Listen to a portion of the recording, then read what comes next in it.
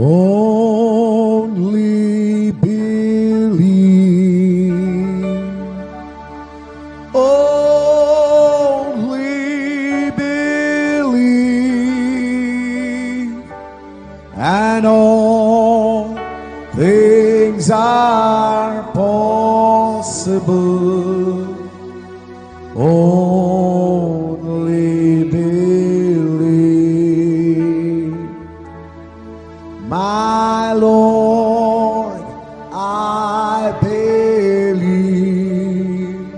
Yes, I believe. My Lord, I believe Amen. that all things are possible. My Lord, I believe. And we all believe. My Jesus is here. My Jesus is here. And all things are possible. My Jesus is here. My Jesus is here. Thank you, Lord. My Jesus is here. And all things are possible. My Jesus is here. Praise the Lord. అలాగే నిలబడి ఉండగా పరిశుద్ధ గ్రంథము వైపు తిరుగుదాం. పరిశుద్ధ గ్రంథములో నుండి ప్రకటన గ్రంథం 4వ అధ్యాయము 5వ వచనం చదువుదాం. ఆ సింహాసనములో నుండి మెరుపులను, ధ్వనులను, ఉరుములను బయలుదేరుచున్నవి. మరియు ఆ సింహాసనము ఎదుట 7 దీపములు ప్రజ్వరిల్లుచున్నవి. అవి దేవుని 7 ఆత్మలు. మరియు ఆ సింహాసనము ఎదుట స్ఫటికమును పోలిన గాజు వంటి సముద్రము ఉన్నట్టు ఉండెను. చాలండి, ప్రార్థన చేద్దాం. స్తోత్రములు ప్రభువా, మహిమ గల రాజా, మీకే స్తుతులు స్తోత్రములు చెల్లించుకొనుచున్నాం. అయ్యా, ఇప్పటిదాకా నీ ప్రియబిడ్డలైన మేమందరము పాటల ద్వారా నిన్ను స్తుతించాము. చప్పట్లు కొట్టుచు, వాయిద్యములు వాయించుచు, కంఠస్వరాల ద్వారా నీకు మహిమను తెచ్చారు ప్రభువా. అతి ప్రాముఖ్యమైన భాగంలోనికి ఇప్పుడు మేము వచ్చి ఉండగా ఈ గడియ వాక్యం ఇవ్వండి. ప్రస్తుత కాలానికి సంబంధించిన వర్తమానం ఇవ్వండి. మీరే మాతో మాట్లాడండి ప్రభువా. నీ మాటలు జీవపు మాటలై ఉన్నాయి.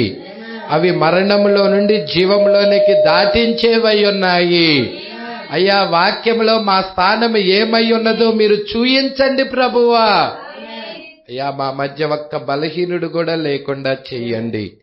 మీరే మా అందరితో మాట్లాడి మహిమ, ఘనత, ప్రభావాలు మీరు పొందుకోమని నజరేయుడైన యేసుక్రీస్తు నామములో ప్రార్థన చేసి అడిగి వేడుకొనుచున్నాము. ఆమేన్. Hallelujah, hallelujah. కూర్చున్నాం. Praise the lord.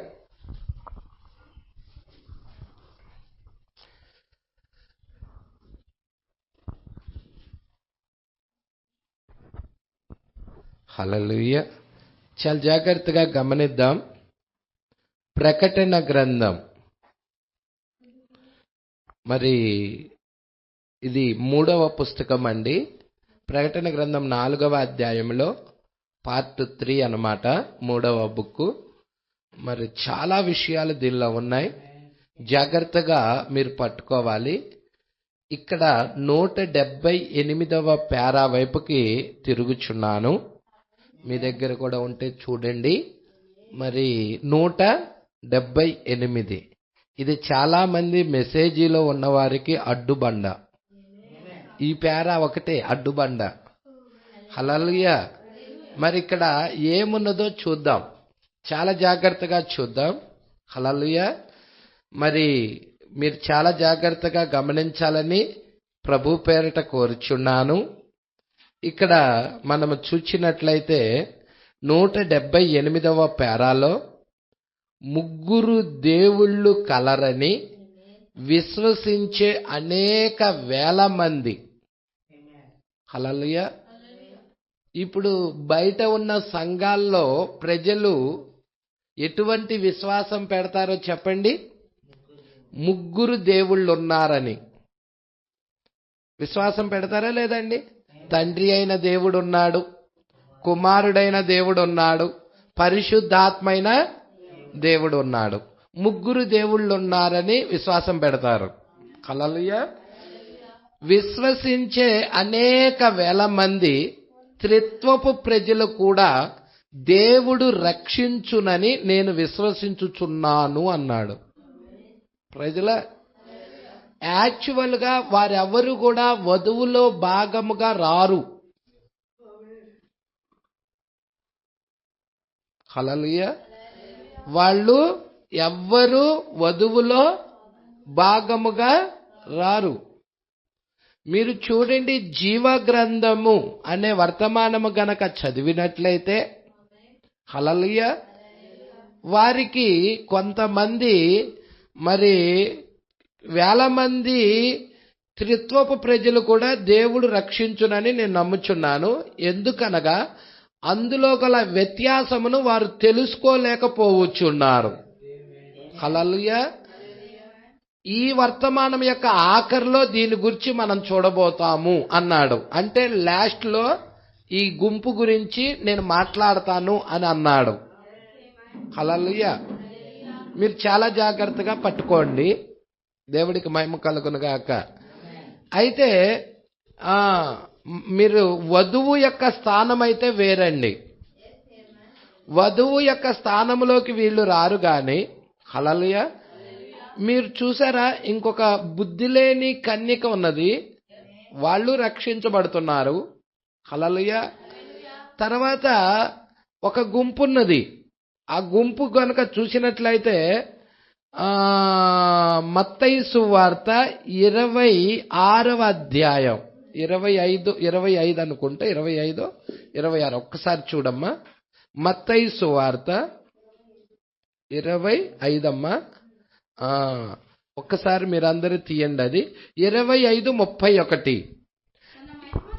తన మహిమతో మనుష్య కుమారుడు ఆయనతో కూడా సమస్త దూతలను వచ్చినప్పుడు ఆయన తన మహిమ గల సింహాసనం మీద ఆసీనుడై ఉండును. అప్పుడు సమస్త జనములు ఆయన ఎదుట పోగు చేయబడుదురు. గొల్లవాడు మేకల్లో నుండి గొర్రెలను వేరుపరచునట్లు ఆయన వారిని వేరుపరిచి తన కుడివైపున గొర్రెలను ఎడమవైపున మేకలను నిలబెట్టును. అప్పుడు రాజు తన కుడివైపున ఉన్నవారిని చూచి, నా తండ్రి చేత ఆశీర్వదించబడిన వారలారా రండి, లోకము పుట్టినది మొదలుకొని మీ కొరకు సిద్ధపరచబడిన రాజ్యమును స్వతంత్రించుకొనుడి. నేను ఆకలిగొంటిని, మీరు నాకు భోజనము పెట్టితిరి. దప్పికగొంటిని, నాకు దాహమిచ్చితిరి. పరదేశినయుంటిని, నన్ను చేర్చుకొంటిరి. దిగంబరునయుంటిని, నాకు బట్టలిచ్చితిరి. రోగినయుంటిని, నన్ను చూడవచ్చితిరి. చెరసాలలో ఉంటిని, నా యొద్దకు వచ్చితిరని చెప్పును. అందుకు నీతిమంతులు, ప్రభువా, ప్రజల పట్టుకుంటున్నారా అండి? ఈ గుంపు జనులు చూస్తున్నారా? ఎవరు వీరు? హల్లెలూయా. జస్ట్ హెల్ప్ చేసిన వాళ్ళు. హల్లెలూయా. ఈ హెల్ప్ చేసిన వారికి కూడా దేవుడు ఏం చేస్తున్నాడు? నిత్య జీవం ఇస్తున్నాడు. దేవుడికి మహిమ కలుగును గాక. ఎవరికి హెల్ప్ చేసిన వాళ్ళు? ఇక్కడే అన్నాడు చూసారా, ఇక్కడే 30 ఎన్నో వచ్చినమ్మా 39 38 నుండి చూడమ్మా. ఎప్పుడు పరదేశమై ఉండుట చూచి నిన్ను చేర్చుకుంటుమి, ఎప్పుడు దిగంబరుడై ఉండుట చూచి బట్టలిచ్చితిమి, ఎప్పుడు రోగి అయి ఉండుట చూచి చెరసాల్లో ఉండుటైనను. 40వ వచనం జాగ్రత్త. అందుకు రాజు, మిక్కిలి అల్పులైన ఈ నా సహోదరుల్లో ఒకనికి మీరు చేసితిరి గనుక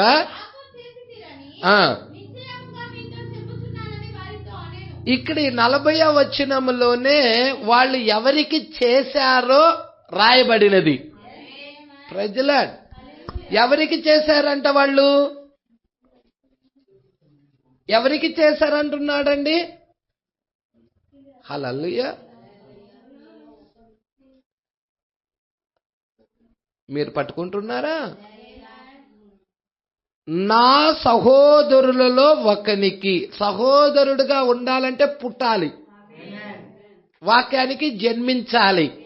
ఆయన వాక్యం అయితే ఆ వాక్యానికి పుట్టాలి. అల్పులుగా ఉన్న వీరికి మీరు హెల్ప్ చేసితిరి కాబట్టి నాకు చేసినట్టు అంటున్నాడు. అంటే ఆయన భార్యకు చేస్తే, ఆయన భార్యకు చేసిన ప్రతి చిన్న పనిని కూడా ఆయన జ్ఞాపకం చేసుకొని వారికి అవతల గట్టున ప్రతిఫలం ఇస్తున్నాడు. హల్లెలూయా. అందుకే మీరు జీవ గ్రంథము ఇంపార్టెంట్ అండి. సార్దీసు సంఘకాలంలో ఉంటది జీవ గ్రంథము. ఆ జీవ గ్రంథం అనే బుక్ చదవండి. హల్లెలూయా. ఈ యొక్క వర్తమానం యొక్క ఆఖరిలో ఈ గుంపు గురించి మనం చూడబోతున్నాం అన్నాడు. 179వ పేరా వైపుకి మనం తిరుగుచున్నాము. త్రిత్వమును వెంబడించు సహోదరులారా, అంటే ముగ్గురు దేవుళ్ళు ఉన్నారని నమ్ముచున్న సహోదరులారా, మీరు వినుచున్న టేబును నిలిపివేసి మీ గృహాల్లో నుండి మీరు బయటికి వెళ్ళిపోవద్దు. దీన్ని నిలిపేసి మీరు వెళ్ళిపోవద్దు అంటున్నాడు. హల్లెలూయా. మీరందరూ దీన్ని జాగ్రత్తగా ఆలకించండి అంటున్నాడు. ఇది వాక్యముతో కరెక్ట్ గా సరిపోతుందో లేదో చూడండి అంటున్నాడు. టేబుల్ ఆలకిస్తూ మీరు కూర్చున్న స్థలమున నెమ్మదిగా కొద్ది నిమిషాలు కూర్చొని ఉండండి. దీన్ని ఆలకించు విషయంలో మీకు మీరే బద్దులై ఉన్నారు. హల్లెలూయా.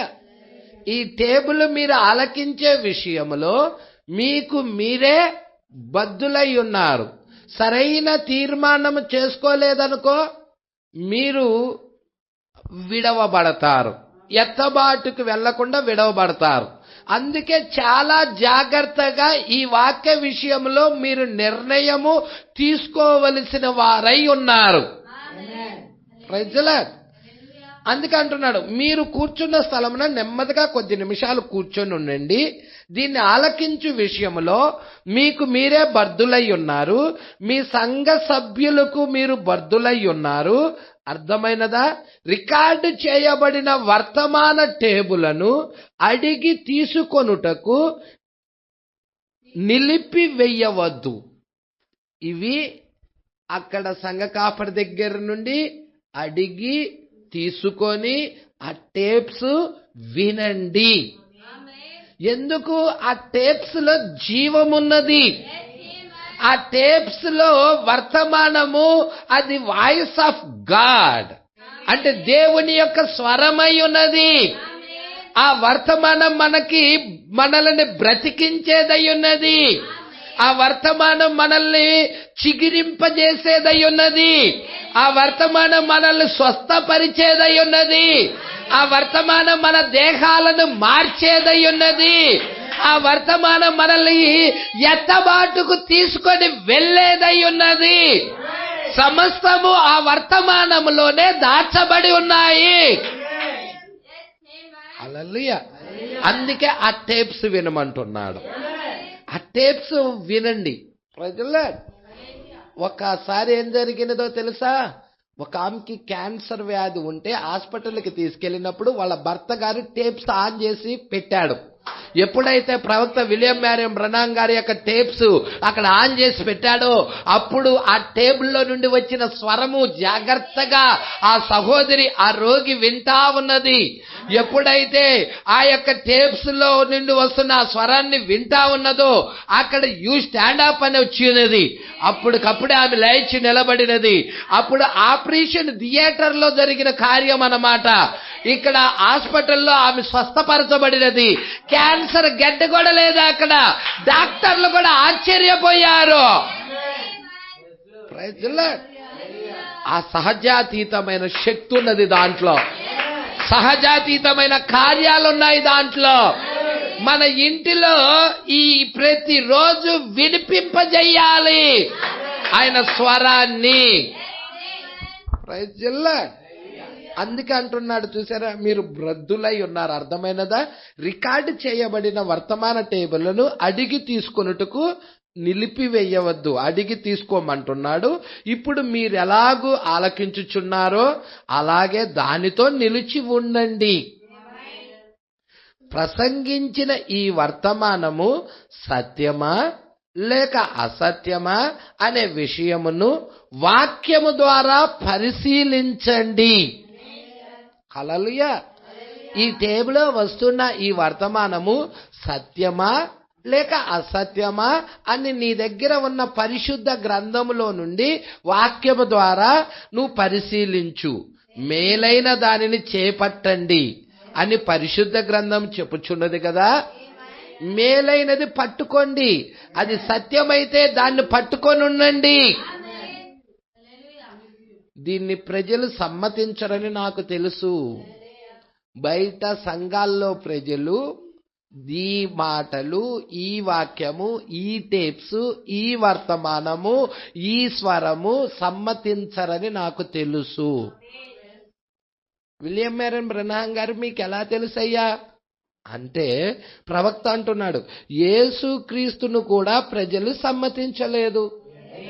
మొదటి రాకడలో వచ్చినప్పుడు అక్కడ ఉన్న సంఘము ప్రజలు ఆయన సమ్మతించారా? ఆయన చెప్పిన మాట పరిసయ్యులు గాని, పరిసయ్యుల సంఘం ఆ రోజు సంఘము శాస్త్రులు, పరిసయ్యులు, సద్దుకయ్యులు సమ్మతించారా? ప్రజల ఆ రోజు సంఘముగా పిలువబడుతున్న ఆ జనులు సమ్మతించలేదు. ప్రజల యేసుక్రీస్తును కూడా ప్రజలు సమ్మతించలేదు. అలాగే ఈ వర్తమానము అనేకులు సమ్మతించరు. ఎందుకో తెలుసా? వాళ్ళ సిద్ధాంతాలు వదిలిపెట్టి రావాలంటే వాళ్ళకి ఇష్టం లేదు. ప్రతి సంవత్సరం క్రిస్మస్ చేసుకుంటున్నారు. ఈ సంవత్సరం క్రిస్మస్ చేయకపోతే వాళ్ళకి ఎలా ఉండిద్ది? ప్రతి సంవత్సరం స్టార్లు కడతారు. ఈ సంవత్సరం స్టార్ కట్టకపోతే వాళ్ళకి ఎలా ఉండిద్ది? ప్రజల పట్టుకుంటున్నారా? వాళ్ళ ఎప్పుడు నుండో పితరుల పారంపర్య ఆచారాలు వదిలిపెట్టి రావాలంటే వాళ్ళు రాలేరు అంటున్నాడు. ఎవరు రాగలరయ్యా?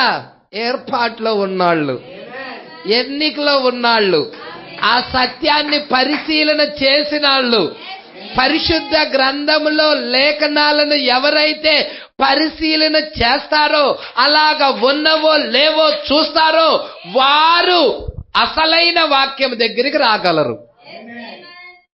ప్రజల పట్టుకుంటున్నారా? ఈ వర్తమానమును అనేకులు సమ్మతించరు. అది ఎల్లప్పుడూ అలాగే జరుగుతా ఉన్నది. ఆది కాండము నుండి ఇప్పటి వరకు కూడా ఎల్లప్పుడూ అలాగే జరుగుతుంది. ఏలియాని ఆ రోజు మీరు చూడండి అండి.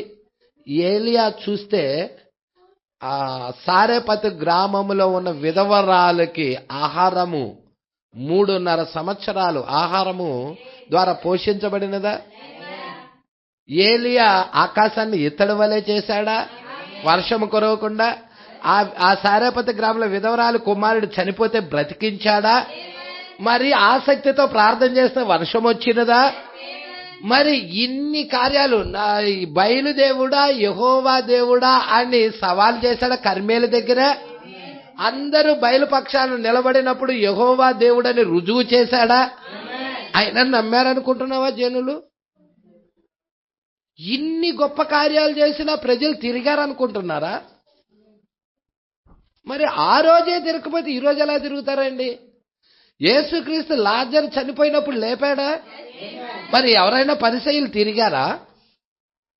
ఎవరైనా పరిసయ్యులు తిరిగి యేసుక్రీస్తు నిజమైన దేవుడని అంగీకరించారా? సద్దుకయ్యులు గాని శాస్త్రులు గాని ఈయనే లోకరక్షకుడని అంగీకరించారంటావా? చనిపోయి పాతిపెట్టిన శరీరం దగ్గరికి వెళ్ళి ఎన్ని రోజులని? 4 రోజులు. 4 రోజులు పురుగులు పట్టిన శరీరం దగ్గరికి వెళ్ళి పిలిస్తే బ్రతికితే వస్తే మరి ఆయనే నిజమైన దేవుడని ఎంతమంది నమ్మారండి? గుడ్డివాడికి కళ్ళిచ్చాడు, కుంటివాడికి నడకిచ్చాడు, మూగవారిని మాట్లాడేలాగా చేశాడు, చనిపోయిన వారిని బ్రతికింపజేశాడు. ఇన్ని అద్భుతాలు చేసినా గాని నమ్మలేదు. హల్లెలూయా. మరి మనుష్య కుమారుని దూషించిన వారికి పాపక్షమాపణ ఉందేమో గాని పరిశుద్ధాత్మను దూషిస్తే ఈ యుగమందైనను రాబోయే యుగమందైనను పాపక్షమాపణే లేదన్నాడు. మరి ఈ కాలంలో పరిశుద్ధాత్మ మాట్లాడుతా ఉన్నదా? మరి మీరు చూస్తే పరిశుద్ధాత్మ బలముగా ఈ కాలంలో దిగొచ్చి ఉన్నదా? మరి మన కాల ప్రవక్త ఎన్ని సూచక్రియలు చేశాడు, ఎన్ని అద్భుతాలు చేశాడు. అదే దేవుడు 5 రకాల పరిచర్యల్లో ఉండి వాక్యం ద్వారా మాట్లాడుతున్నాడా? హల్లెలూయా. ఎంతమంది వాక్యం సత్యమని నమ్ముచున్నారు? హల్లెలూయా. అందుకంటున్నాడు చూడండి, మీ మధ్య ఉన్న రోగులను బలహీనులను నేను స్వస్థపరచుచూ వచ్చినప్పుడు అది చాలా గొప్పదని, ఆ గొప్ప జనసమూహము వచ్చుచున్నదని, సంఘము వర్ధిల్లుచున్నదని నన్ను ప్రేమించుచు మీరు తలంచిరి. ఇప్పుడు ఒక దినమున సత్యమును ఉన్నది ఉన్నట్లుగా ప్రసంగించుటకు యేసు ఉపక్రమించినప్పుడు ఆయనను కూడా అలాగే చేశారు. సత్యము ఉన్నది ఉన్నట్లుగా ఎప్పుడైతే బోధించాడో ఎమ్మటే ఆయన వదిలిపెట్టి వెళ్ళిపోయారు. హల్లెలూయా. స్వస్థతలు చేసేటప్పుడు, అద్భుతాలు చేసేటప్పుడు, ఆహారాన్ని 5 రొట్టెలు 5,000 మందికి పంచినప్పుడు గుంపులు వెంబడించారు. వాక్యం తెరిచి వాక్యం ఇస్తున్నప్పుడు ఏది ఆ గుంపులు జనులు? ఏది అక్కడ ప్రజలు? హల్లెలూయా. ఇక్కడ అంటున్నాడు, ఉన్నది ఉన్నట్లుగా ప్రసంగించుటకు యేసు ఉపక్రమించినప్పుడు ఆయన్ను కూడా అలాగే చేశాను. దానిని ఆయన అలాగ చేసిన వెంటనే 70 మంది ఆయన్ను విడిచి వెళ్ళిపోయేది. మిగిలిన 12 మంది వైపు చూచి మీరు కూడా వెళ్ళిపోవాలని అనుకుంటున్నారా అని అడిగాను. పేతురు మాట్లాడిన ప్రాముఖ్యమైన ఆ మాటలు గమనించండి. ప్రభువా, ఎవరి యొద్దకు వెళ్ళుదుము?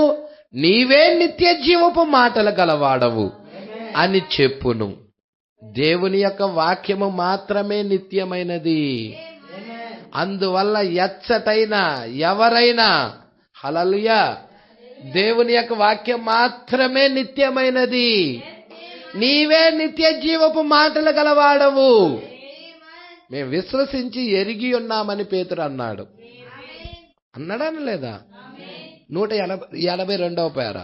దేవుని యొక్క వాక్యం మాత్రమే నిత్యమైనది. అందువల్ల ఎచ్చటైనా ఎవరైనా తండ్రి యొక్కయు కుమారుడు పరిశుద్ధాత్మ నామమున ఎప్పుడైనా బాప్తిజమును పొందుకున్నట్లుగా దేవుడు చేసినట్లు మీరు కనుగొనినా నాకు చూపించండి. ఏమన్నాడో చూసారా?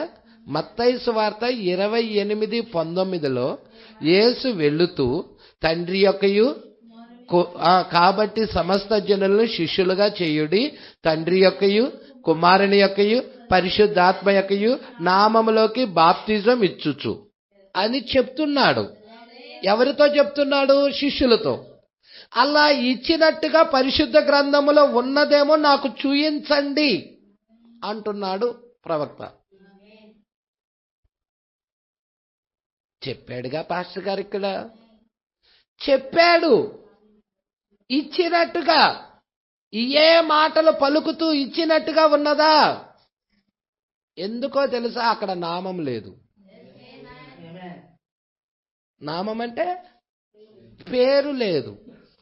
తండ్రి అనేది పేరు కాదు, కుమారుడు అనేది పేరు కాదు, పరిశుద్ధాత్మ అనేది పేరు కాదు. ఈ మూడిటికి కలిపి పేరు ఒకటి ఉంది. ఆ పేరు ఏదో తెలుసా? ప్రభువైన యేసుక్రీస్తు. ఆ పేరులోకి బాప్తిజం ఇచ్చారు. ఇప్పుడు బయట ఉన్న సంఘాలందరూ పేరు లేని బాప్తిజం ఇస్తున్నారు. ప్రవక్తను నమ్మిన వాళ్ళు పేరు కలిగి యేసుక్రీస్తు నామములో ఇస్తున్నారు. ఇక్కడ చూడండి 183వ పేర ప్రవక్త ఏం మాట్లాడుతున్నాడో మీరు జాగ్రత్తగా పట్టుకుంటారనుకుంటున్నాను. మీరు మత్తయి సువార్త 28:19లోకి వెళ్ళి చూడండి. తండ్రి యొక్కయు కుమారుని యొక్కయు పరిశుద్ధాత్మ యొక్కయు అచ్చట మత్తయిలో చెప్పబడినదేమనగా, కాబట్టి మీరు వెళ్ళి సమస్త జనులను శిష్యులుగా చేయుడి, తండ్రి యొక్కయు కుమారుని యొక్కయు పరిశుద్ధాత్మ యొక్కయు నామములోనికి బాప్తిజము ఇచ్చుచు. నామములు అన్నాడా? నామములోనికి. నామము ఒకటే. నామములు అంటే అయ్యా తండ్రికి ఒక పేరుంది, కుమారుడికి ఒక పేరుంది, పరిశుద్ధాత్మకు ఒక పేరుంది, కాబట్టి 3 పేర్లు ఉన్నాయి అనుకోవచ్చు. కానీ ఇక్కడ తండ్రికి గాని కుమారుడికి గాని పరిశుద్ధాత్మకు గాని ఈ మూడిటికి కలిపి ఒకే పేరుంది. ఆ పేరు ఏంటి? ఇక్కడ లేదు ఆ పేరు. మత్తయి 28లో చెప్పలేదు ఆ పేరు. ఆ పేరు ఎక్కడ బయలుపరచబడినదయ్యా అంటే, పరిశుద్ధాత్మను పొందిన తర్వాత తండ్రి యొక్క స్థానంలో ఉన్నాయన, కుమారుడి యొక్క స్థానంలో వచ్చినాయన, పరిశుద్ధాత్మ యొక్క స్థానంలోకి వచ్చి ఆ యొక్క ప్రత్యక్షతను ఇచ్చినాయన, అంతా కూడా ప్రభు అయిన యేసు క్రీస్తుని వారు గ్రహించి అపోస్తల కార్యం 2:37లో ఆ పేరు బయలుపరచబడినది.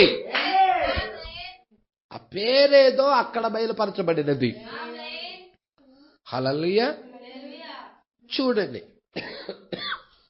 మరియు తండ్రి కుమార పరిశుద్ధాత్మ అనేవి ఒకే నామమని ఎవరైనా తలంచిన వారు అభ్యసించిన విద్యలో ఏదో ఒక పొరపాటు ఉన్నదని చూపించుచున్నది. హల్లెలూయా. అవి అసలు నామములు కావు. తండ్రి అనేది పేరా అండి? నామమా అండి? తండ్రి కుమార పరిశుద్ధాత్మ ఇవి నామము కాదు. నామము ఏంటంటే ప్రభువైన యేసుక్రీస్తు. ఆ నామము ఏంటి?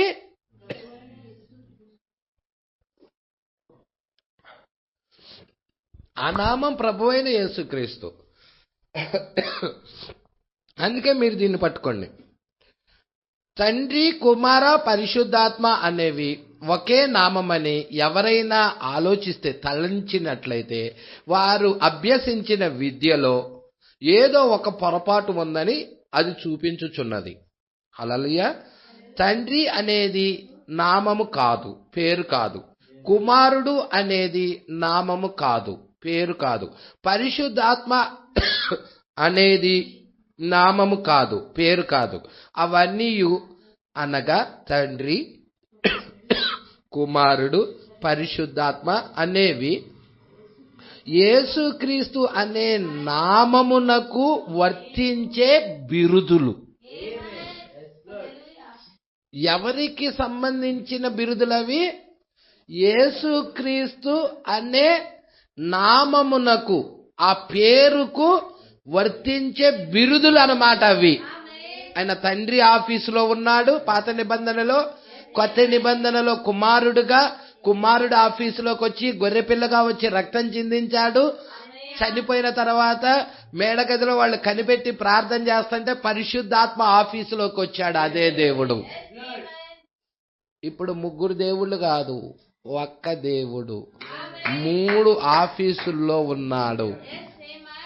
184. దీనిని నేను కోపంతో చెప్పటం లేదండి, ఈర్ష్యతో, కోపంతో, అసూయతో చెప్పటం లేదు, ప్రేమతోనే చెప్పుచున్నాను. ప్రపంచమంతట ఉన్న త్రిత్వమును అనుసరించే సహోదరుల సంఘాలలో ప్రసంగించుటకు నన్ను ఆహ్వానిస్తున్నారు. కావున నేను దైవిక మర్యాదతోనూ ప్రేమతోనూ క్రీస్తు యొక్క సంపూర్ణమైన శరీరమును గూర్చి ఉద్దేశమును గలవాడనై నేను దీనిని చెప్పుచున్నాను. కానీ నేను మీ మధ్య ఉన్నప్పుడు నేనెన్నడూ దీన్ని గురించి మాట్లాడలేదు, మీ అంతటా మీరుగా నా యొద్దకు వచ్చి అడిగితే తప్ప. అప్పుడు నేను మీ మందిరమునకు వచ్చి దాన్ని గూర్చి మీ దగ్గర మాట్లాడతాను. మీ సమాజ సభ్యుల ముందు నేను మాట్లాడినట్లయితే అది వారిని కుదిపివేస్తది. మీ మందకు మీరే కాపరిగా ఉన్నారు కావున అది మీ సమాజం. వాక్య బయలుపాటును మీ మందకు మీరే బోధింపవలెను. నేను సేవకుల కొరకు మాట్లాడుచున్నాను. మీరు దాన్ని అర్థం చేసుకొనిన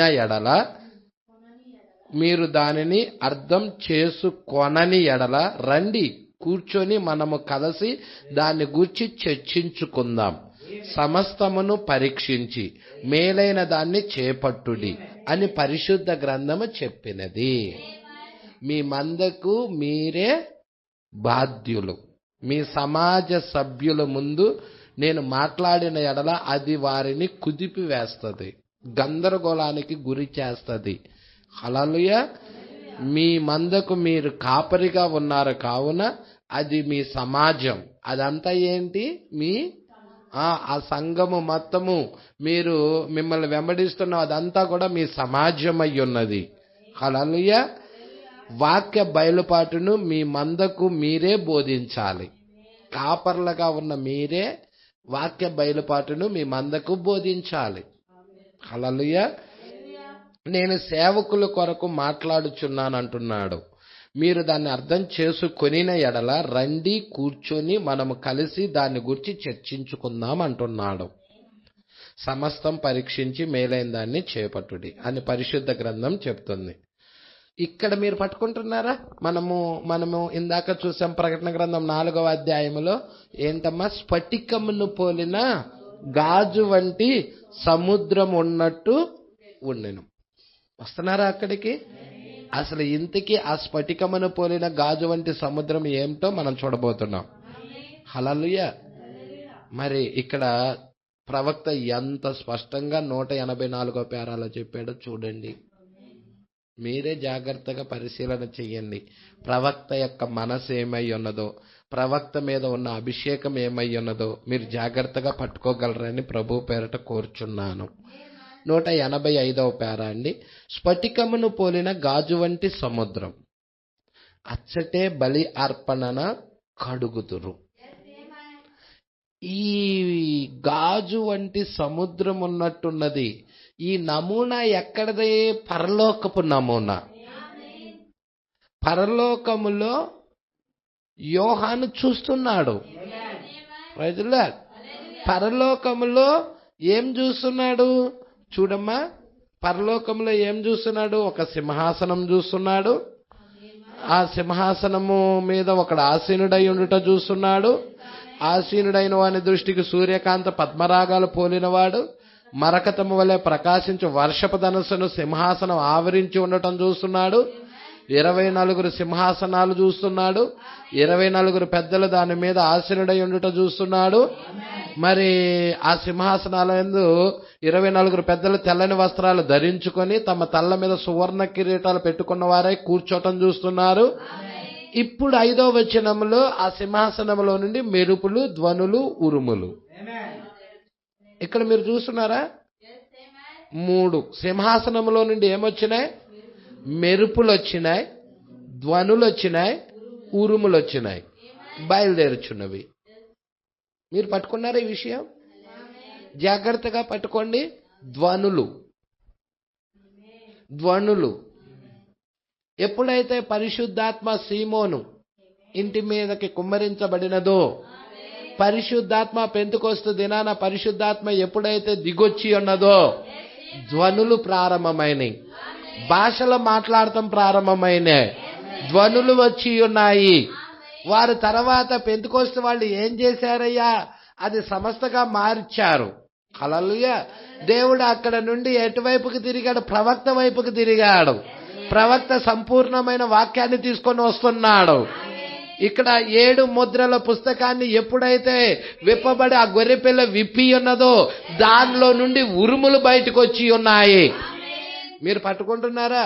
ధ్వనులు, ఉరుములు, మెరుపులు. హల్లెలూయా. ఇక్కడ మీరు జాగ్రత్తగా చూడండి. ఇక్కడ 5వ వచనంలో ఉరుములు బయలుదేరుచున్నవి మరియు సింహాసనం ఎదుట 7 దీపాలు ప్రజ్వరిల్లుచున్నవి. ఎవరు ఆ 7 దీపాలు? 7 దీపాలే 7 సంఘకాలాలు. 7 సంఘకాలాల్లో ఉన్న వధువు ప్రజ్వరిల్లుతా ఉన్నది. అంటే దీపాలు ఎలా కాంతితో వెలుగుతూ ఉన్నాయో దేవుడు 7 ఆత్మలతో, దేవుని యొక్క అభిషేకముతో వధువు కూడా ప్రజ్వరిల్లుతూ ఉన్నది. హల్లెలూయా. సింహాసనం ఎదుట ఉన్నది. ఇంకా చూడండి, దేవుని 7 ఆత్మలు, దేవుడు ఆత్మలై ఉన్నాయి. 6వ వచనములో మరియు సింహాసనం ఎదుట స్ఫటికమును పోలిన గాజు వంటి సముద్రం ఉన్నట్టున్నది. ఏంటండి గాజు వంటి సముద్రం? దీని యొక్క పరలోకపు నమూనాలో భూలోకంలో మరి ఈ గాజు వంటి సముద్రానికి ఏమిచ్చారు ప్రజలే? మరి దీపవృక్షానికి ఏమిచ్చారు? దీపవృక్షము 7 సంఘకాలాలై ఉన్నాయి. మరి గాజు వంటి సముద్రానికి ఏమిచ్చారు? పట్టుకుంటున్నారా? ఈ గాజు వంటి సముద్రాన్ని తీసుకొచ్చి పెట్టలేరు కదా. మరి దీనికి ఏదో ప్రాతినిధ్యం ఉండాలి కదా. మరి మోషే ఆలయాన్ని కట్టేటప్పుడు పరలోకంలో ఉన్న ఆలయము ప్రకారంగా కట్టాలి కదా. పరలోకము ఆలయంలో గాజు వంటి సముద్రం ఉన్నట్టున్నది కదా. ఆ సింహాసనం ఎదుట ఉన్నది కదా. ఇప్పుడు ఆ గాజు వంటి సముద్రం ఏమై ఉన్నది? మరి మోషే ఆ గాజు వంటి సముద్రం యొక్క ప్లేస్ లో ఏం పెట్టాడు? అది మనకి మరి ఏమి సూచిస్తుంది మనల్ని? ఇప్పుడు వధువు కూడా ఆ గాజు వంటి సముద్రం దగ్గర నుండి వెళ్ళాలా? హల్లెలూయా. ఏంటి అసలు అది? ఆ గాజు వంటి సముద్రం అంటే ఏమిటి? అవన్నీ మీరు పట్టుకోవాలని కోరుకుంటున్నాను. మీరు జాగ్రత్తగా ఒక 10 నిమిషాలు కాన్సన్ట్రేషన్ పెట్టారంటే ఈ వాక్యం మీకు అర్థమవుతుంది. 185వ పేరాలో స్ఫటికమును పోలిన గాజు వంటి సముద్రం అచ్చటే బలి అర్పణ కడుగుదురు. బలి అర్పణ ఎక్కడ కడుగుతారు? గాజు వంటి సముద్రం ఉన్నట్టున్న దగ్గరే కడుగుతారు. అంటే పాత నిబంధనలో బలి అర్పణ కడగాలంటే ఎక్కడ కడుగుతారంటే ఇత్తడి గంగాళము. ఇత్తడి గంగాళములో బలి ఇచ్చే బలి పశువును కడుగుతారు. హల్లెలూయా. అప్పుడు గాజు వంటి సముద్రానికి ఏది ప్రాతినిధ్యముగా ఉన్నది భూమి మీద అంటే ఇత్తడి గంగాళము. హల్లెలూయా. కొంచెం ముందుకు చూద్దాం. అచ్చటే బలి అర్పణ కడుగుతారు. మనం కడగబడితిమి. దానిని మరిచిపోవద్దు. దానిని గురించి మరలా కొద్దిసేపైన తర్వాత చూచుటకు వెళ్దాం. వాక్య జలముల ద్వారా కడగబడుట, వాక్యముతో ఉదక స్థానం. హల్లెలూయా. ఇప్పుడు నిజముగా ఒక వ్యక్తి వాక్యముతో కడగబడినప్పుడు, వాక్యముతో ఉదక స్థానం చెయ్యబడినప్పుడు ఆయన మొదటి ఆవరణము నుండి బయలుదేరుతా ఉన్నాడు. ఆ గాజు వంటి సముద్రము దగ్గర అతడు నీతీకరణ పొందుకొని వెళ్తా ఉన్నాడు. పట్టుకుంటున్నారా? బలి అర్పణలు కడగబడుతున్నాయి. ఎక్కడ? వాక్యము ద్వారా ఉదక స్థానం చేయబడతా ఉన్నాయి. హల్లెలూయా. అచ్చట మీరు ప్రవేశించుటకు ముందుగా, హల్లెలూయా, మీరు వాక్యమును ఆలకించాలి. మీరు ఎత్తబాటికి వెళ్ళాలనుకుంటున్నారా? సింహాసనం దగ్గరికి వెళ్ళాలనుకుంటున్నారా? మొదటిగా మీరు భూమి మీద వాక్యాన్ని ఆలకించాలి. వినుట వల్ల విశ్వాసము కలుగుతుంది. క్రీస్తును గూర్చిన మాటలు. అక్కడ మీరు పట్టుకుంటున్నారా? ఆ వాక్యపు జలము ద్వారాగా మనం కడగబడతాము. అది మొదటి స్టెప్ అయి ఉన్నది. మీరు చూడండి, మీరు వాక్యమును ఆలకించాలి. ఏలయనగా దేవుణ్ణి సమీపించుటకు ఒకే ఒక్క మార్గము మాత్రం గలదు. ఏంటి ఆ మార్గము? విశ్వాసము ద్వారాగే. విశ్వాసము ద్వారాగే దేవుడి దగ్గరికి రావాలి. ఆ మార్గం ఏంటి? విశ్వాసమై ఉన్నది. నీవు నమ్మటము ద్వారాగా, విశ్వసించటము ద్వారాగా. మీరు చూడండి, దేవుడు ఆదామవ్వలు పాపం చేసినప్పుడు, వారి మీదకి మరణం వచ్చినప్పుడు దేవుడు ప్రత్యామ్నాయముగా ఒక మార్గాన్ని ఏర్పాటు చేశాడు. ఏంటి ఆ మార్గం? గొర్రె పిల్లను చంపి దాని యొక్క ఆ యొక్క చర్మమును తీసి వారికి తొడిగించి ఆ గొర్రె పిల్ల యొక్క రక్తము క్రింద దేవుడు అవ్వ ఆదములను కలుసుకుంటా ఉన్నాడు. ఇప్పుడు దేవుడు ఏర్పాటు చేసిన మార్గం. ఇప్పుడు ఆ మార్గం ద్వారా మాత్రమే వారు ఆ మార్గాన్ని నమ్మాలి, ఆ మార్గాన్ని విశ్వసించాలి. ఆ మార్గాన్ని వాళ్ళు నమ్మలేదనుకో, దేవుడు ఏర్పాటు చేసిన ఆ వాక్య మార్గాన్ని నమ్మలేదనుకో, వారి పాపము క్షమించబడదు. ఈ రోజు కూడా ఆ గొర్రె పిల్ల ఎవరో కాదు, ప్రభు అయిన యేసుక్రీస్తే. చంపబడిన గొర్రెపిల్ల, వధించబడిన గొర్రెపిల్ల యేసుక్రీస్తే అయి ఉన్నాడు. ఈ వాక్యాన్ని నువ్వు విశ్వసించాలి, నువ్వు నమ్మాలి. నువ్వు వాక్యాన్ని విశ్వసించలేదనుకో, నీ పాపము కడిగి వేయబడదు. పట్టుకుంటున్నారా? ఈ వాక్యాన్ని నువ్వు నమ్మకపోతే, ఈ వాక్యాన్ని నువ్వు విశ్వసించకపోతే నీ పాపము కడగబడదు. హల్లెలూయా. ఇక్కడ జాగ్రత్తగా చూడండి. వినుట క్రీస్తును గుర్చిన మాటలు, హల్లెలూయా, వాక్యం వలన కలుగును. దేవుడికి మహిమ కలుగును గాక. మన మన మనస్సాక్షిని కడుగుతుంది. హల్లెలూయా. ఎప్పుడైతే నువ్వు వాక్యాన్ని వింటున్నావో, వాక్యం నీ లోపలికి వెళుతున్నప్పుడు నీ మనసు కలుషితమైన, నీ మనసుని కలుషితమైన నదిగా ఉన్న నీ మనసుని అదేం చేస్తుంది? ఆ వాక్యం ఏం చేస్తుందంటే శుభ్రపరుస్తుంది, కడుగుతుంది. కలుషితమైన మనల్ని కడుగుతుంది. ఏంటి కడిగేది? వాక్యం. అక్కడ గాజు వంటి సముద్రం ఉన్నట్టుంది. ఆ గాజు వంటి సముద్రం ఉన్నట్టుండిన దానిలో కడగబడాలి. అది వాక్యమై ఉన్నది. ఈ రోజు వాక్యము ద్వారా మనము కడగబడ్డాము అనటానికి గుర్తుగా మనము నీటిలోకి వెళ్ళి బాప్తిజం తీసుకుంటున్నాము. ప్రజలా పట్టుకుంటున్నారా? ఇక్కడ మీరు జాగ్రత్తగా చూడండి. మన మనస్సాక్షిని కడుగుచున్నది. ఒక మనిషిని దర్శించుటకు కాదు, ఒక మనిషిని దర్శించుటకు నువ్వు చర్చికి రాకూడదు. నువ్వు చర్చికి ఒక మనిషిని దర్శించటం కొరకు వస్తావా? ఒక తండ్రిని దర్శించుటకో, ఒక తల్లిని దర్శించుటకో కాదు, ఒక చిన్న బిడ్డను దర్శించుటకు కాదు, మా చుట్టాల్లో వస్తున్నారు కాబట్టి నేను వస్తున్నాను కాదు. హల్లెలూయా. అవన్నీ మీరు చూస్తున్నారా? మనం అవన్నీ సత్యమే, మనము దానిని చేయుదుము. కానీ మొదటిది విషయం ఏమిటంటే, దేవుని యొక్క మార్గము ద్వారా దేవుణ్ణి సమీపించుటకు మనము రావాలి. దేవుడి సన్నిధికి ఎలా రావాలి? దేవుడు ఏర్పాటు చేసిన మార్గము ద్వారా, దేవుడు సిద్ధపరిచిన మార్గము ద్వారా దేవుణ్ణి సమీపించుటకు మనం రావలసి ఉన్నది. మరి ఏంటి ఆయన సిద్ధపరిచిన మార్గం? వాక్యపు జలముల ద్వారా. వాక్యము ద్వారాగే నీవు సంఘములో సభ్యులుగా ఉండగలుగుతావు.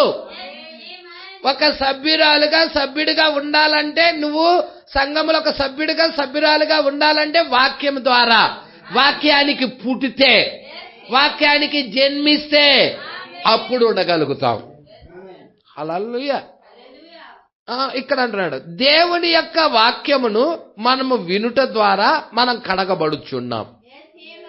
ఎప్పుడైతే నువ్వు దేవుని వాక్యాన్ని వింటున్నావో నీ మనస్సాక్షి కడగబడుతుంది. నీ లోపల ఉన్న చేదైన వేర్లన్నీ తీసివేయబడుతున్నాయి. నీ లోపల ఉన్న మురికంతా కడిగివేయబడతా ఉన్నది. ఏది కడుగుతుంది పాస్టర్ గారు? వాక్యమనే జలం, వాక్యమనే నీరు, వాక్యమనే పరిశుద్ధత నీరు. అది మనల్ని కడుగుతున్నది. ఇప్పుడు వాక్యం అనేది కడగకుండా, వాక్యం అనేది మనలో కడగకుండా మనము బయట పాస్టర్ గారి ద్వారాగా వెళ్ళి కడుక్కొని వచ్చామనుకో, పాస్టర్ గారు నాకు బాప్తిజం ఇవ్వండి, నేను బాప్తిజం తీసుకోవాలనుకుంటున్నాను పాస్టర్ గారు, బాప్తిజం ఇవ్వండి పాస్టర్ గారు అని బాప్తిజం తీసుకున్నామనుకో, లోన కడగబడకుండా, హల్లెలూయా, లోన కడగబడకుండా బయట సేవకుడి దగ్గరికి వచ్చి బాప్తిజం తీసుకున్నా అది ఒక వేషధారణ అవుతుంది. హల్లెలూయా. మొన్న ఆశీష్ లాల్ గారు అయితే మీటింగ్స్ లో ఏం చెప్పాడో తెలుసా? అతడు బాప్తిజం ఇచ్చే ముందు అతడు చనిపోయాడా లేదా చూడాలి. ఒకవేళ చనిపోలేదనుకో, నువ్వు తీసుకెళ్లి నీళ్ళలో ముంచితే హత్య చేసిన వాడు అవుతున్నావు అన్నాడు. ప్రజలా, కొంతమంది సొగమే చచ్చిపోతారు, పూర్తిగా చచ్చిపోరు. వారికి సొగం చచ్చిపోయిన వాడికి కూడా ఇవ్వద్దు అంటున్నాడు. ప్రజలా, పట్టుకుంటున్నారా అండి? మారు మనసు పొందాలి. మారు మనసు పొందిన తర్వాత, నిర్ధారణ అయిన తర్వాత ఇవ్వాలి. ప్రజలా, మీరు చూడండి, ఆజ్ఞ చూడండి. మారు మనసు పొంది పాప క్షమాపణ నిమిత్తం ప్రతివాడు యేసుక్రీస్తు నామమున బాప్తిస్మము పొందుడి, అప్పుడు పరిశుద్ధాత్మ అనే వరము మీ దగ్గరకు వస్తుంది. ఇప్పుడు మారు మనసు లేకుండా తీసుకోవటం ద్వారాగా, హల్లెలూయా, వాళ్ళ ప్రాచీన స్వభావం చనిపోకుండా, వాళ్ళ లోకము, వారి లోపల ఉన్న లోకము చనిపోకుండా బాప్తిజం తీసుకోవటం ద్వారాగా మనం పొడి పాపులుగా వెళ్ళి తడి పాపులుగా వస్తున్నారు. స్వభావం పోవటంలా. ఎందుకని? నీటి ద్వారా కడగబడటం లేదు. ఊరుకో భాష గారు, నన్ను పూర్తిగా నెలల్లో ముంచేశారు. పూర్తిగా కడగబడ్డాగా ఈ నీరు కాదు, వాక్య జలం. వాక్య జలము ద్వారా కడగబడాలి. హల్లెలూయా. నీ లోపల జరుగుతూ ఉన్న దాన్ని బాహ్యంగా చూపించేదే బాప్తిజము. అంతరంగంలో జరుగుతున్న కార్యాన్ని బాహ్యంగా తెలియజెప్తున్నది. ఇప్పుడు మనం చూద్దామా? కొంచెం ముందుకెళ్దామా? కొంచెం రండి, ముందుకు రండి. దేవుని వాక్యము ద్వారా, దేవుని యొక్క మార్గము ద్వారా దేవుణ్ణి సమీపించుటకు మనము రావలసి ఉన్నది. దేవుని యొక్క వాక్యమును మనము వినుట ద్వారా మనం కడగబడుచున్నాము. 186వ పేరా అండి, జాగ్రత్తగా చూడండి. విశ్వాసము ద్వారానే మనము నడుస్తూ ముందుకు కొనసాగుచున్నాము. హల్లెలూయా. అబ్రహాముకి ఇచ్చిందేంటి? విశ్వాసం. అబ్రహాం అసలు విశ్వాసులకే తండ్రి. మీరు పట్టుకున్నారా? విశ్వాసము ద్వారాగే మనము నడుస్తూ ముందుకు కొనసాగాలి. దేవుడు మనకేమి చేసెనో అదే కృప. కృప అంటే ఏంటి? కృప అంటే ఏంటండి? మా కారు వచ్చింది కృప అంటారా? ఒక బిల్డింగ్ కట్టుకున్నాం కృప అంటారా? కృప ఏంటి? దేవుడు ఏ కార్యమైతే ఈ మానవ జాతి కోసం చేశాడో అది కృపై ఉన్నది. ఏ కార్యము చేశాడు? నిన్ను రక్షించటానికి, నిన్ను విమోచించటానికి, నిన్ను పరిశుద్ధుడిగా మార్చటానికి, నిన్ను ఎత్తబాటులోకి తీసుకెళ్లటానికి దేవుడు ఏ కార్యమైతే నీ పట్ల చేశాడో అది కృప. హల్లెలూయా. అది నిజం. అదే కృప, అది నిజం. మీరు దేవుణ్ణి విశ్వసించిరి, మొట్టమొదటి కార్యం అదేనా? దేవుణ్ణి మీరు విశ్వసించిరి. దేవుని యందు మీరు విశ్వాసమును కలిగి ఉన్నారు. మరియు మీరు మీ గురించి పశ్చాత్తాపం చెందిన వెంటనే ఇదివరకే మీరు క్షమించబడ్డారు. పశ్చాత్తాపం, అయ్యా నా పాపము గురించి, నా యొక్క రోత జీవితము గురించి నువ్వు పశ్చాత్తాపం ఎప్పుడైతే పడుచున్నావో వెంటనే హల్లెలూయా ఏం జరుగుతా ఉన్నది? 2000 సంవత్సరాల క్రితమే నీ కొరకు గొర్రెపిల్ల చంపబడినది, వధించబడినది, సిలువ వేయబడినది. ప్రజల్లో మీరు క్షమించబడితే. నిన్నటి దినమున నేను ఒక సహోదరుడితో మాట్లాడుతా ఉన్నా. ప్రవక్త నిన్నటి దినమున ఒక సహోదరుడితో మాట్లాడుచున్నాడు. ఆ విషయాన్ని గూర్చి అతడు కొంచెం అయోమయంలో ఉన్నాడు. సహోదరుడా, గమనించుము, నీ భార్య మనసును ఏదొక విధముగా నీవు నొప్పించిన ఎడల, అంటే భార్యాభర్తల మధ్య ఘర్షణ జరిగినది, కొంచెము గొడవ జరిగినది, భర్త కసురుకున్నాడు, భార్యని కసురుకోవటం ద్వారా భార్య యొక్క మనసు గాయమైనది. హల్లెలూయా. ఇక్కడ అంటున్నాడు, నీవు ఏదో ఒక విధముగా నీవు నొప్పించిన ఎడల వెంటనే నీ భార్య కొరకు నీలో నీవు బాధపడినప్పుడు, హల్లెలూయా, ఏం జరగాలి? ఎప్పుడైతే ఆ నిజమైన ప్రేమ చూస్తున్నారా, ఓ భర్తని భార్య ఏదన్నా అన్నా, లేకపోతే భార్యని భర్త ఏదన్నా అన్నా ఎమ్మటే భర్తకి ఏం జరుగుతుంది? బాధ కలుగుతుంది. అయ్యో, అనవసరంగా నా భార్యని నేను కసురుకున్నానే అని బాధపడతాడు. హల్లెలూయా. వెంటనే నీ భార్య కొరకు నీలో నీవు బాధపడినప్పుడు, నీవు చేసిన కార్యం కొరకు నీవు బాధపడినప్పుడు, నీ హృదయములో ఇదివరకే నీవు పశ్చాత్తాపము చెందితివి. హల్లెలూయా. అది ఇదివరకే ముగించబడిన కార్యం, పశ్చాత్తాపము చెందితివి. అది నిజం. అయినా నీవు దాని గురించి నీ భార్య దగ్గరికి వెళ్ళి చెప్పవలెను. హల్లెలూయా. నీ భార్య దగ్గరికి వెళ్ళి నువ్వు చెప్పాలి. ఏమని చెప్పాలి? నీ భార్య దగ్గరికి వెళ్ళి నీవు ఆమె యొద్దకు వెళ్ళి, ప్రియమైన దానా, అలాగ నీతో చెప్పినందుకు నేను బాధపడుచున్నాను అని చెప్పాలి. అట్లు చేసినప్పుడే మీరు పూర్తిగా పశ్చాత్తాపం చెందిన వారు అగుతారు. మరి చూసారా అండి దేవుడు ప్రవక్త ఎట్లా మాట్లాడుతున్నాడో?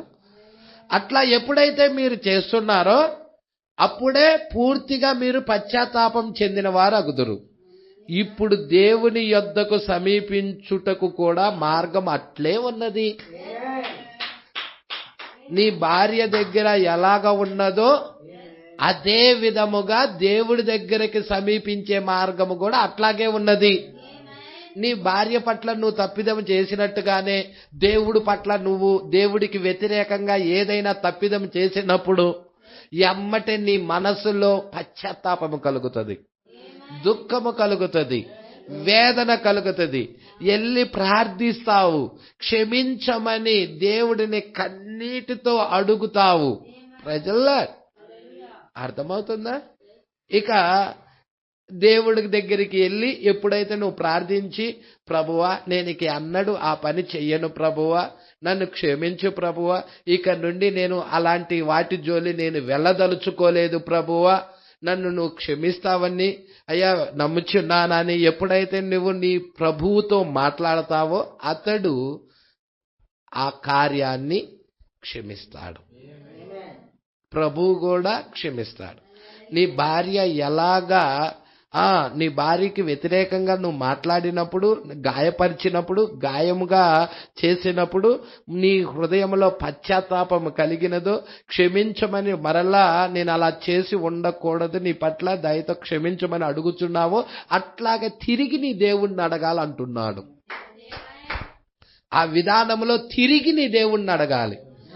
ఎన్ని విరుద్ధమైన కార్యాలు చేశావో భూమి మీద, ఎన్ని వ్యతిరేకమైన నీ ప్రభువుకి వ్యతిరేకమైన కార్యాలు చేశావో వాటిని ఒప్పుకుంటా. అది పశ్చాత్తాపం.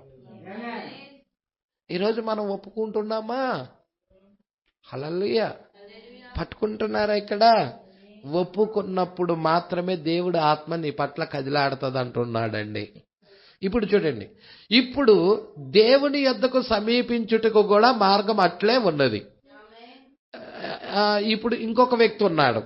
ఒక వ్యక్తి తనలో ఏ బాధ లేకుండానే, పట్టుకుంటున్నారా? ఇప్పుడు ఇంకొక కార్యం గురించి మాట్లాడుతున్నాడు.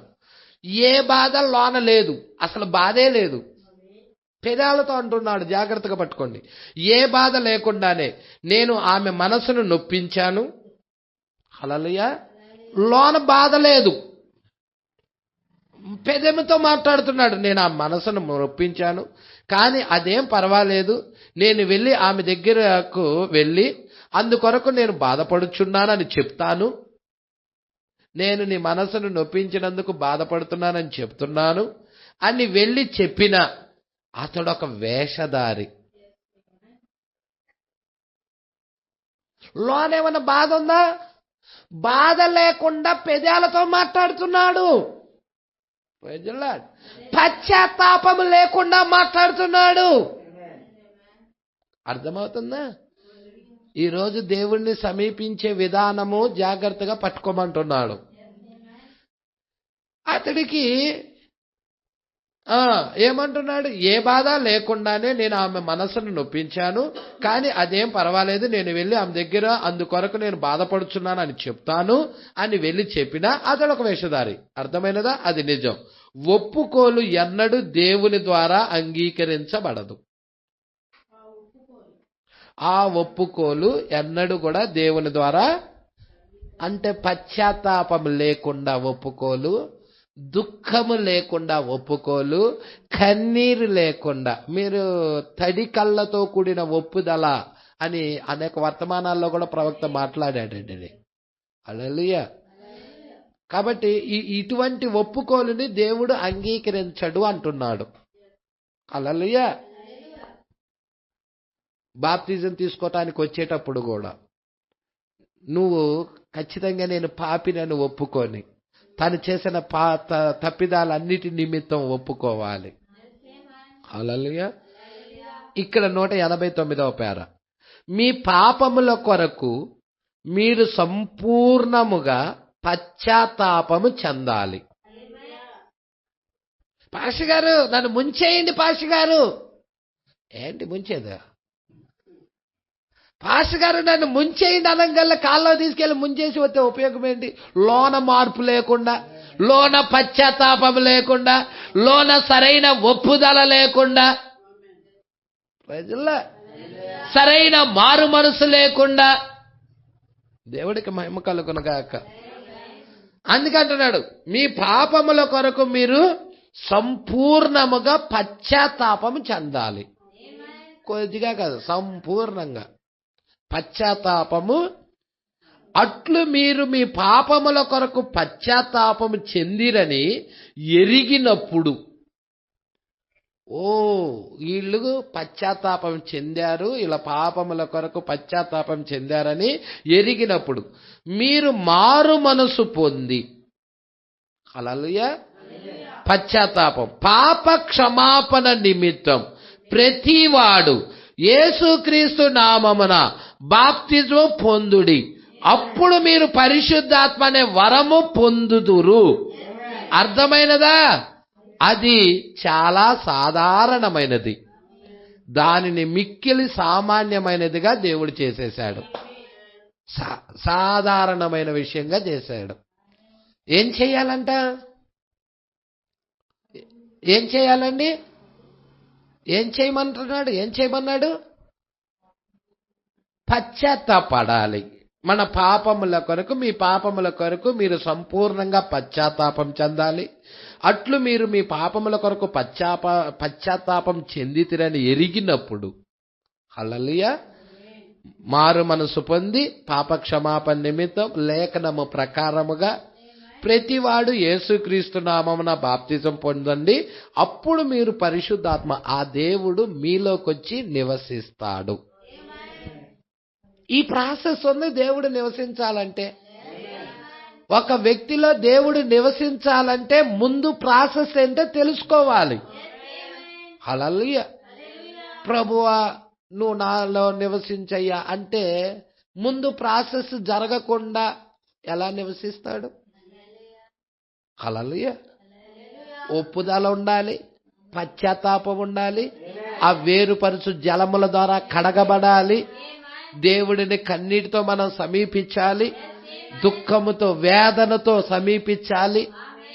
ప్రజల మరి బాధపడుతున్నప్పుడు ఒక భార్యని భర్త ఏదన్నా అన్నప్పుడు ఆమె హృదయాన్ని గాయపరిచినప్పుడు ఇతడు హృదయంలో ఏమవుతుంది? బాధ కలుగుతుందా లేదా? అదే విధముగా మనము మన జీవితం మొత్తం మీద దేవుడికి వ్యతిరేకంగా ఎన్ని పాపాలు చేశాం, ఎన్ని తప్పిదాలు చేశాం, ఎన్ని విరుద్ధమైన కార్యాలు చేశాం, ఎన్ని వ్యతిరేకమైన పనులు చేశాం, ఎంతగా ఆయన్ని గాయపరిచాం. మరి మనకి దుఃఖము రావాలా వద్దా? ఆ దుఃఖము వచ్చినప్పుడు ప్రజల్లా పశ్చాత్తాపముతో ఆ కన్నీటితో తడి కళ్ళ ఒప్పుదలతో దేవుడి దగ్గరికి వెళ్ళాలి. తడి కళ్ళ ఒప్పుదల. అయ్యా నీ దృష్టికే నేను పాపం చేశాను, నన్ను ఎంతగానో క్షమించు, ఇక ఎన్నడూ అటువంటి జీవితం జోలి నేను వెళ్ళను. హల్లెలూయా. ఆ తర్వాత ఒప్పుకొనిన తర్వాత సంపూర్ణంగా పశ్చాత్తాపం చెందిన తర్వాత యేసుక్రీస్తు నామములో బాప్తిజం తీసుకోవాలి. అప్పుడు పరిశుద్ధాత్మ అనే వరం మనం పొందుకుంటాం. అర్థమైనదా? హల్లెలూయా. అది చాలా సాధారణమైనది, దాన్ని మిక్కిలి సామాన్యమైనదిగా దేవుడు చేశాడు. ఇప్పుడు మీరు చూడండి 190వ పేర ఇక్కడ నేను చదువుతున్నాను. స్ఫటికమును పోలిన గాజు వంటి సముద్రం. ఏంటది? స్ఫటికమును పరలోకపు నమూనా పరలోకపు ఆలయము నమూనా ప్రకారం భూమి మీద ఆలయం కట్టబడుతుంది. ఇప్పుడు పరలోకపు నమూనా ప్రకారం భూమి మీద ఆలయం కట్టబడేటప్పుడు మొట్టమొదటిగా ఏం చూసినాడు? ఆవరణంలో ఏమున్నది? స్ఫటికమును పోలిన గాజు వంటి సముద్రం ఉన్నది. హల్లెలూయా. పట్టుకుంటున్నారా? ఆవరణము పరిశుద్ధ స్థలం, అతి పరిశుద్ధ స్థలం. ఇప్పుడు మీరు చూడండి, పరిశుద్ధ స్థలములో నుండి అతి పరిశుద్ధ స్థలములోనికి లాగబడటానికి ఒక వర్తమానం వచ్చినది. హల్లెలూయా. అతి పరిశుద్ధ స్థలంలో ఎవరున్నారు? క్రీస్తున్నాడు. పరిశుద్ధ స్థలంలో ఎవరున్నారు? దీపవృక్షం ఉన్నది. 7 సంఘకాలాల్లో ఉన్న పరిశుద్ధులు ఉన్నారు. ఇప్పుడు 7 సంఘకాలాల్లో ఉన్న పరిశుద్ధులందరూ కూడా ఆ బంగారపు బలిపీఠం దగ్గర నుండి సింహాసనం దగ్గరికి ఆ నిత్యత్వంలోనికి వెళ్ళే ఒక వర్తమానము ప్రకటన 10లో దిగొచ్చినది.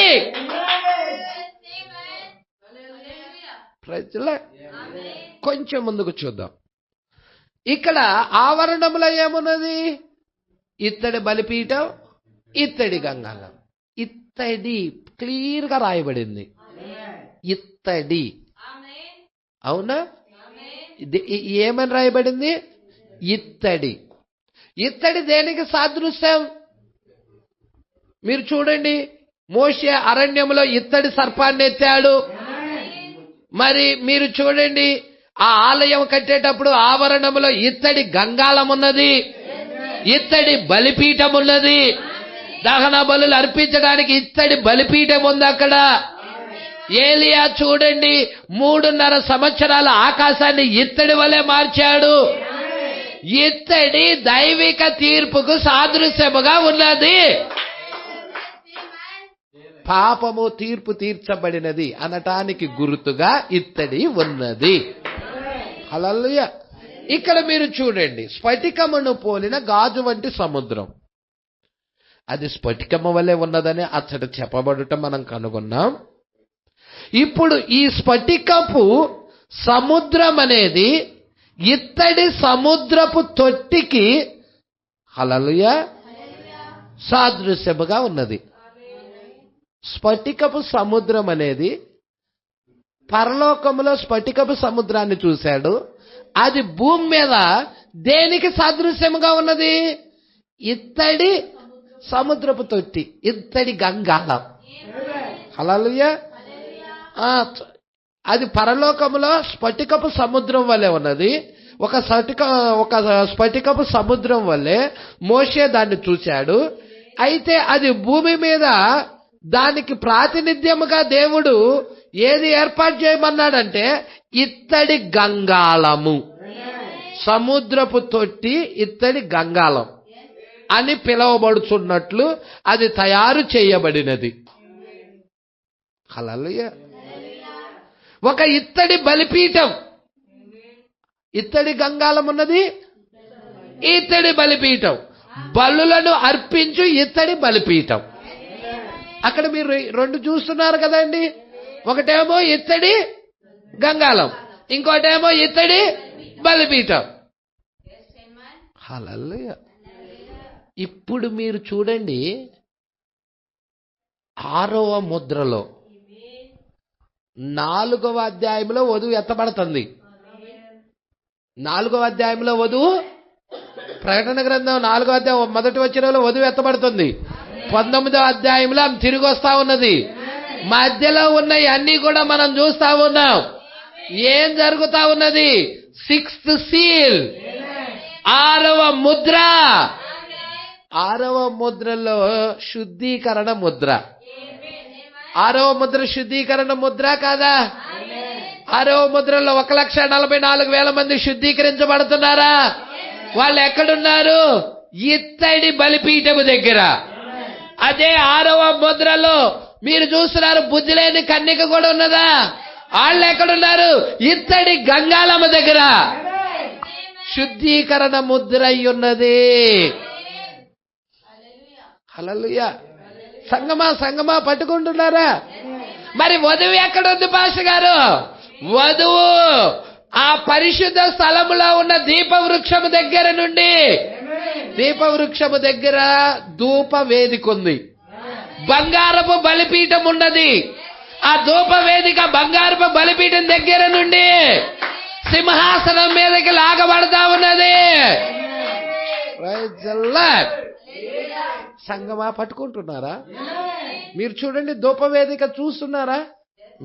మీరు చూసారా? అది ఇదిగో ధూపవేదిక. ఇదేమో ఇత్తడి గంగాళం, పట్టుకున్నారా? ఇది ఇత్తడి బలిపీఠం, ఇది గంగాళం, ఇది బలిపీఠం. ఇదిగో ఇక్కడుంది, ఇదంతా ఆవరణం. ఈ పెట్టి ఉందో చూసారా? ఈ పెట్టిలో ఈ చివరేమున్నాయి? దీప వృక్షం. ఇదిగో ఇక్కడ ఏమున్నది? ధూప వేదిక.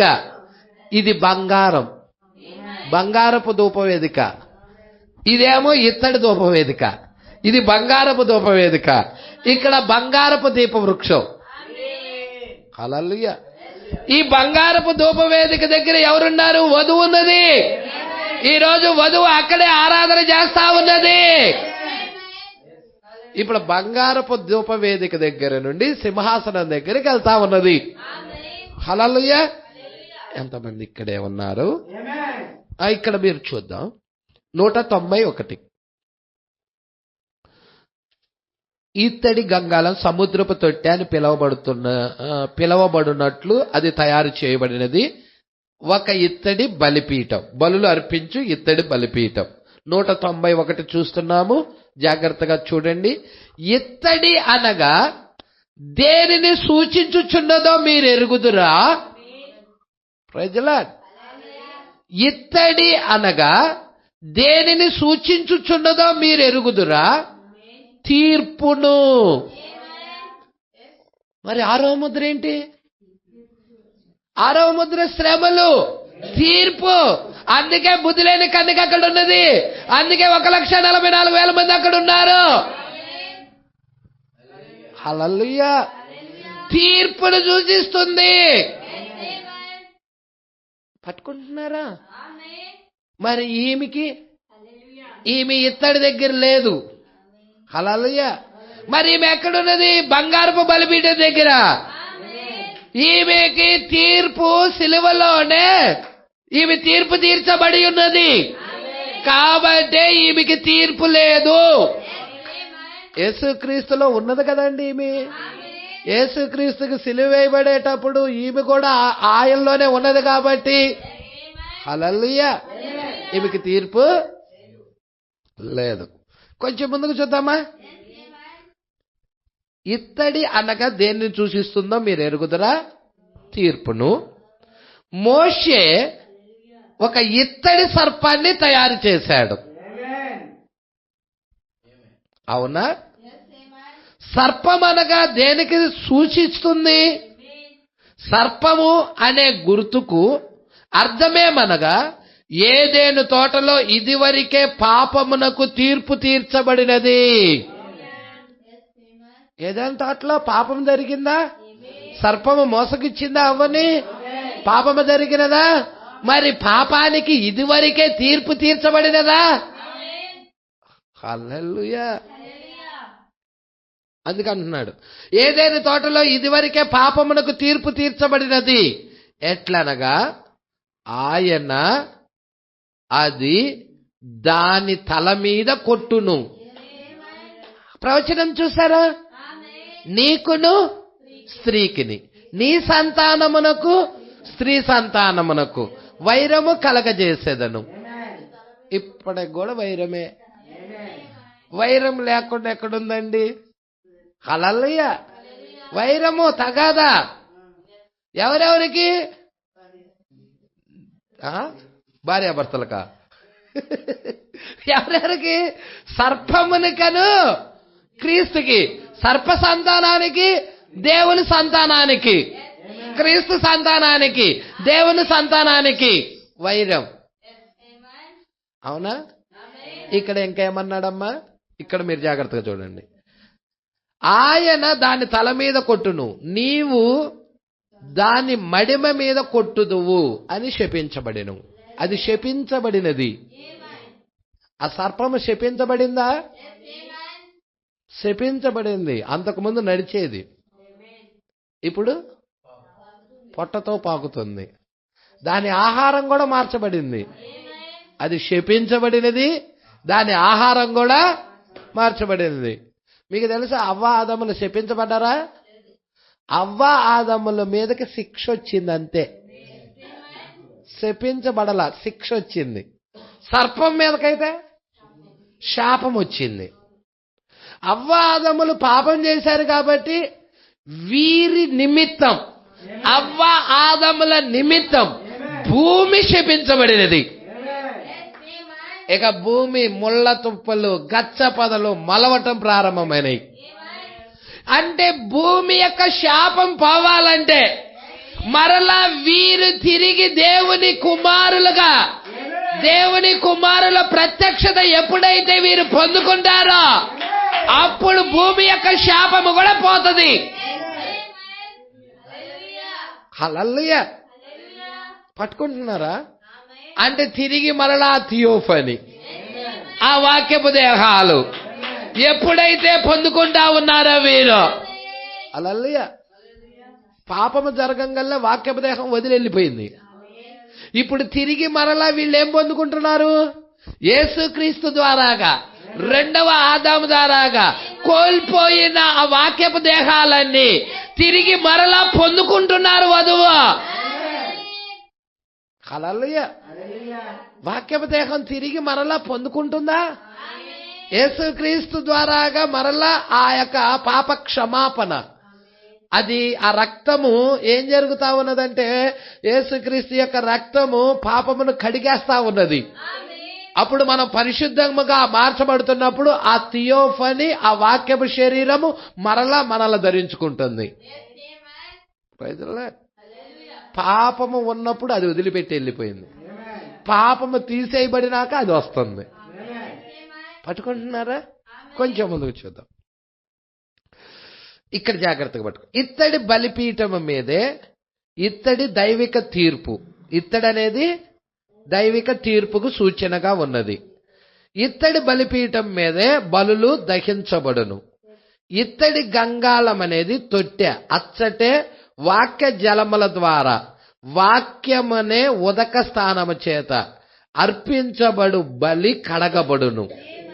అర్థమైనదా? ఏలియా తన కాలంలో బయటికి వచ్చి ఆకాశము వైపు తేరి చూచి ఆకాశము చూచుటకు ఇత్తడి వలె ఉన్నది అని చెప్పాడు. త్రోసివేయబడిన దేశము మీద ఉన్న దైవిక తీర్పును సూచిస్తుంది. పాపం చేశారు కాబట్టి ఆ దేశం ఇజ్రాయేల్ ప్రజలు పాపం చేశారు. అహాబు కాలంలో బయలు దేవతలను ఆరాధించారు. యెహోవా దేవుడికి యెహోవా బలిపీఠాలు పడగొట్టి బయలు దేవతలను ఆరాధించారు. హల్లెలూయా.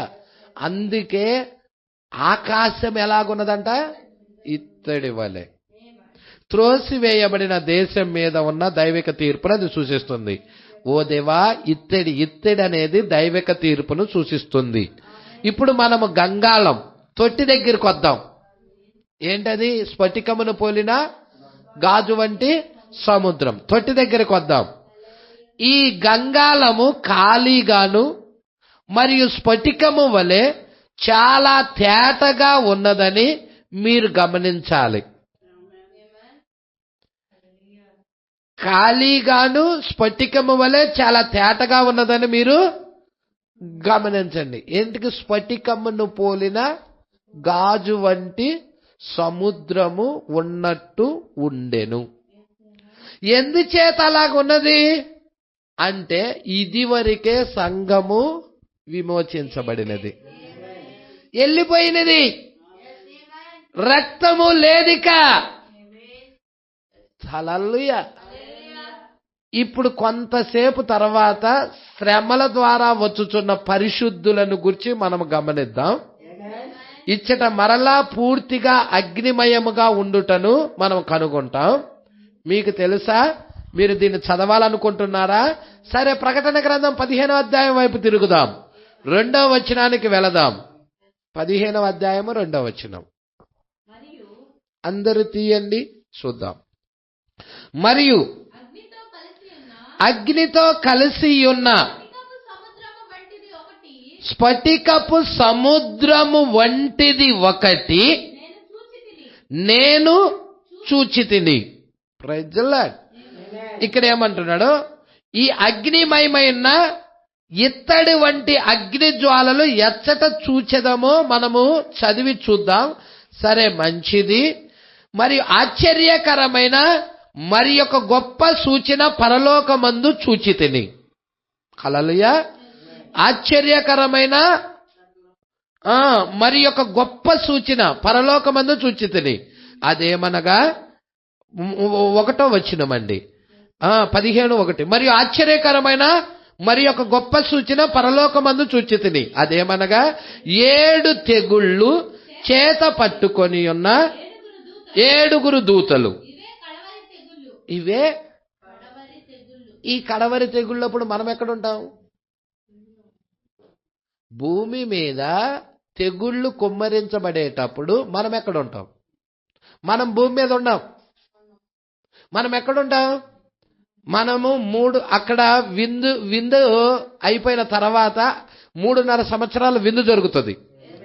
విందు జరిగిన తర్వాత ఆ 7 దూతలు వచ్చి కడవరి తెగుళ్ళు కుమ్మరిస్తారు.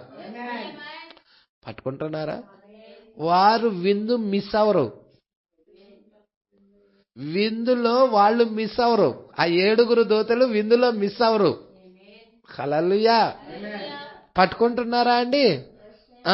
ఇక్కడ చూడండి. గొప్ప సూచన పరలోకమందు చూచితిని. అదేమనగా 7 తెగుళ్ళు చేత పట్టుకొని ఉన్న 7 దూతలు. అవే కడవరి తెగుళ్ళు. వీటిలో దేవుని కోపం సమాప్తమైను. అది మొదటి వచనం. ఇప్పుడు దేవుని యొక్క కోపమును గూర్చి గమనించండి. దేవుని యొక్క కోపాన్ని గూర్చి గమనించండి అంటున్నాడు. మరియు అగ్నితో కలిసి ఉన్న స్ఫటికపు సముద్రం వంటిది ఒకటి నేను చూచితిని. అగ్నితో కలిసి ఉన్న స్ఫటికపు సముద్రము వంటిది ఒకటి నేను చూచితిని. ఇప్పుడు గమనించండి. క్రూర మృగానికి, దాని ప్రతిమకు, దాని ప్రతిమకును దాని పేరు గల సంఖ్యకును లోబడక వాటిని జయించిన వారు దేవుని వీణెలు గలవారై ఆ స్ఫటికపు సముద్రము యొద్ద నిలిచియుండుట చూచితిని. Praise the lord. ఎవరు వీరు?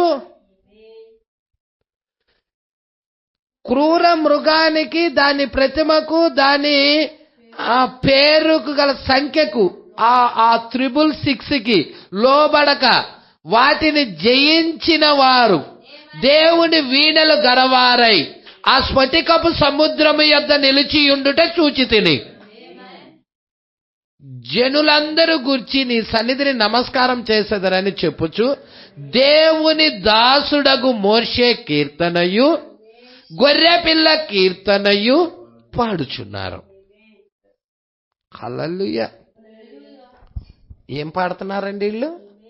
మోషే కీర్తన, గొర్రెపిల్ల కీర్తన. ఎవరు వీరు? ఎక్కడ నిలబడ్డారు? స్ఫటికపు సముద్రము దగ్గర. క్రూర మృగానికి నమస్కారం చెయ్యాల, దాని ప్రతిమకు కూడా నమస్కారం చెయ్యాల,